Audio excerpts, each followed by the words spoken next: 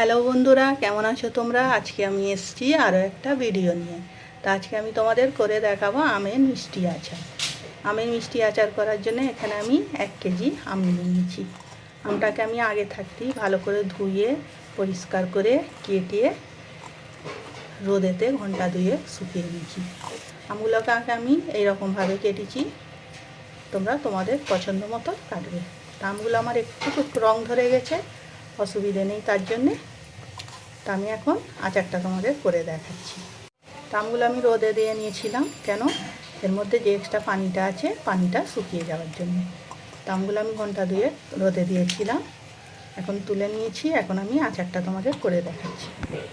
এখানে আমি একটা কড়া নিয়েছি, কড়াটা চুলোয় বসিয়ে দিয়েছি, গ্যাসটাও আমি অন করে দিয়েছি। আমার কড়াটা গরম হয়ে গেছে। এখন আমি এর মধ্যে একটু তেল দিয়ে দিচ্ছি।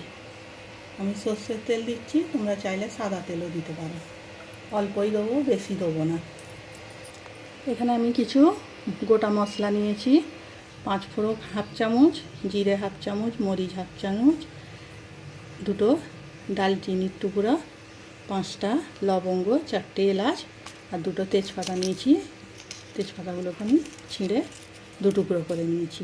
এখন আমি সবগুলো এর মধ্যে দিয়ে দিচ্ছি। এখন মশলাগুলোকে একটু হালকা করে ভেজে নিচ্ছি। মশলাটা ভাজা হয়ে গেছে হালকা করে, হালকা একটা গন্ধও বেরিয়েছে। তা এখন আমি এর মধ্যে আমগুলো দিয়ে দিচ্ছি।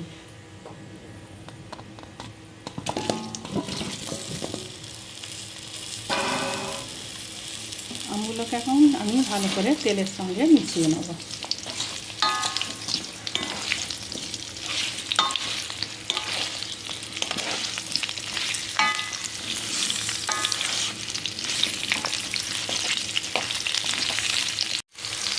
এখানে আমার আমটা তেলের সঙ্গে ভালো করে মেশানো হয়ে গেছে।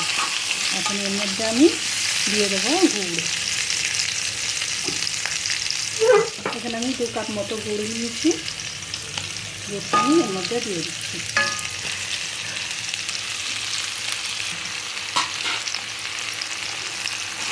এখন গুড়টাকে ভালো করে আমের সঙ্গে মিশিয়ে নিচ্ছি।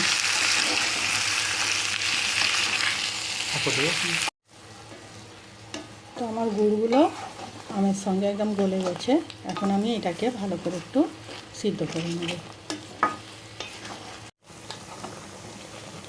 এখানে আমার গুড়টা ভালোভাবে গলে গেছে, আমগুলো মোটামুটি অনেকটাই সিদ্ধ হয়েছে।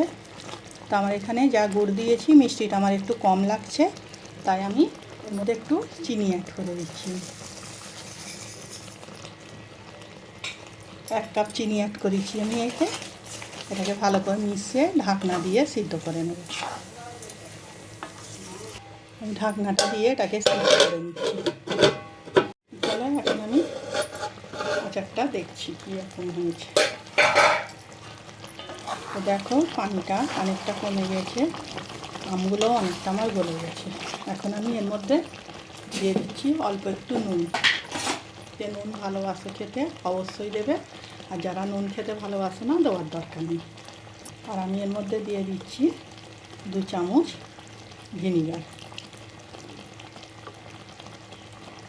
আমার 1 কেজি আম, তাই আমি 2 চামচ ভিনিগার দিলাম, বেশি দেওয়ার দরকার নেই।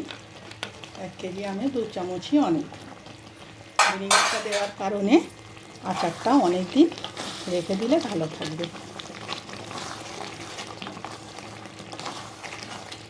আমি এটাকে ভালো করে মিশিয়ে আরও একবার ঢাকা দিয়ে ফুটিয়ে নিচ্ছি ভালো করে।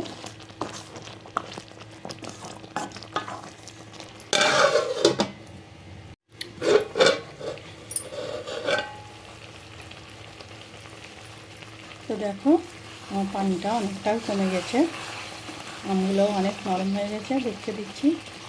দেখো, আমগুলো সব নরম হয়ে গেছে। এখন আমি চুলাটা অফ করে এটাকে ঠান্ডা করে নিচ্ছি। এর বেশি আর এটা পানিটা মারা যাবে না।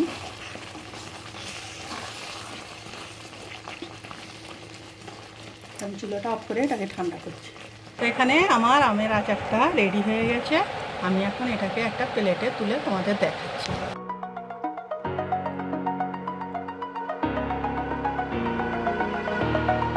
over the edge. Feel like তো দেখো আমি আমের আচারটা প্লেটে তুলে নিয়েছি। তো এই আচারটা তোমরা অনেক দিন সংরক্ষণ করে খেতে পারবে। তো তোমরা একবার এই আমার পদ্ধতিতে বাড়িতে ট্রাই করে অবশ্যই দেখবে কেমন হয়েছে আচারটা, আমাকে কমেন্ট করে জানাবে।